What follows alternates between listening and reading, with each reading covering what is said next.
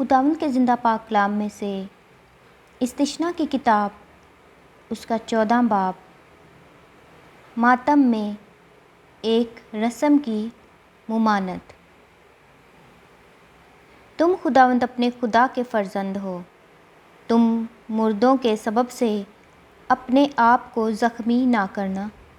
اور نہ اپنے ابرو کے بال منڈوانا، کیونکہ تو خداوند اپنے خدا کی مقدس قوم ہے، اور خداوند نے تجھ کو روئے زمین کی اور سب قوموں میں سے چن لیا ہے تاکہ تو اس کی خاص قوم ٹھہرے۔ پاک اور ناپاک جانور۔ تو کسی گھنونی چیز کو مت کھانا۔ جن چوپایوں کو تم کھا سکتے ہو وہ یہ ہیں، یعنی گائے، بیل اور بھیڑ اور بکری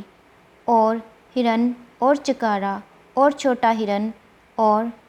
بزی کوہی اور سابر اور نیل گائے اور جنگلی بھیڑ، اور چوپایوں میں سے جس جس کے پاؤں الگ اور چیرے ہوئے ہیں اور وہ جگالی بھی کرتا ہو تم اسے کھا سکتے ہو، لیکن ان میں سے جو جگالی کرتے ہیں یا ان کے پاؤں چیرے ہوئے ہیں تم ان کو، یعنی اونٹ اور خرگوش اور صافان کو نہ کھانا، کیونکہ یہ جگالی کرتے ہیں لیکن ان کے پاؤں چیرے ہوئے نہیں ہیں، سو یہ تمہارے لیے ناپاک ہیں۔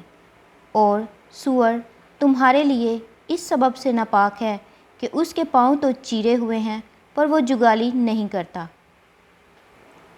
تم نہ تو ان کا گوشت کھانا اور نہ ان کی لاش کو ہاتھ لگانا۔ آبی جانوروں میں سے تم انہی کو کھانا جن کے پر اور چھلکے ہوں، لیکن جس کے پر اور چھلکے نہ ہوں تم اسے مت کھانا، وہ تمہارے لیے ناپاک ہے۔ پاک پرندوں میں سے تم جسے چاہو کھا سکتے ہو، لیکن ان میں سے تم کسی کو نہ کھانا، یعنی عقاب اور استخوان خوار اور بحری عقاب اور چیل اور باز اور گدھ اور ان کی اقسام، ہر قسم کا کوّا اور شتر مرغ اور چغد اور کوکل اور قسم قسم کے شاہین اور بوم اور الو اور کاز اور حواسل اور رخم اور ہڑگلا اور لکلک اور ہر قسم کا بگلا اور ہدہد اور چمگادڑ اور سب پردار رینگنے والے جاندار تمہارے لیے ناپاک ہیں، وہ کھائے نہ جائیں۔ اور پاک پرندوں میں سے تم جسے چاہو کھاؤ۔ جو جانور آپ ہی مر جائے تم اسے مت کھانا۔ تو اسے کسی پردیسی کو جو تیرے پھاٹکوں کے اندر ہو کھانے کو دے سکتا ہے، یا اسے کسی اجنبی آدمی کے ہاتھ بیچ سکتا ہے، کیونکہ تو خداوند اپنے خدا کی مقدس قوم ہے۔ تو حلوان کو اسی کی ماں کے دودھ میں نہ ابالنا۔ دہ یکی کا حکم۔ تو اپنے غلہ میں سے جو سال بسال تیرے کھیتوں میں پیدا ہو دہ یکی دینا، اور تو خداوند اپنے خدا کے حضور اسی مقام میں جسے وہ اپنے نام کے مسکن کے لیے چنے، اپنے غلہ اور میں اور تیل کی دہ یکی کو اور اپنے گائے بیل اور بھیڑ بکریوں کے پہلوٹھوں کو کھانا،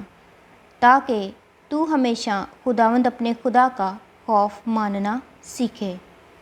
اور اگر وہ جگہ جس کو خداوند تیرا خدا اپنے نام کو وہاں قائم کرنے کے لیے چنے تیرے گھر سے بہت دور ہو، اور راستہ بھی اس قدر لمبا ہو کہ تو اپنی دہ یکی کو اس حال میں جب خداوند تیرا خدا تجھ کو برکت بخشے وہاں تک نہ لے جا سکے، تو اسے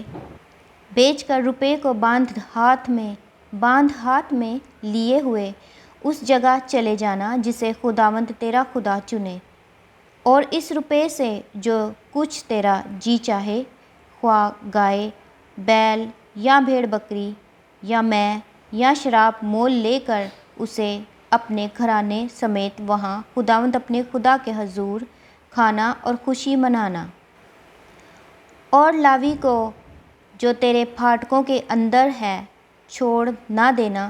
کیونکہ اس کا تیرے ساتھ کوئی حصہ یا میراث نہیں ہے۔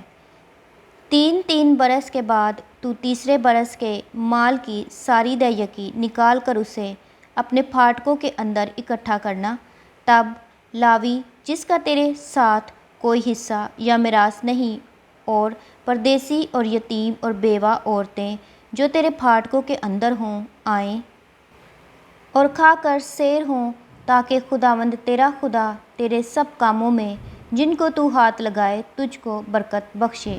خداوند کے زندہ پاک کلام کے پڑھے اور سنے جانے پر خداوند کی خاص برکت ہو۔ خدا کا شکر ہو، آمین۔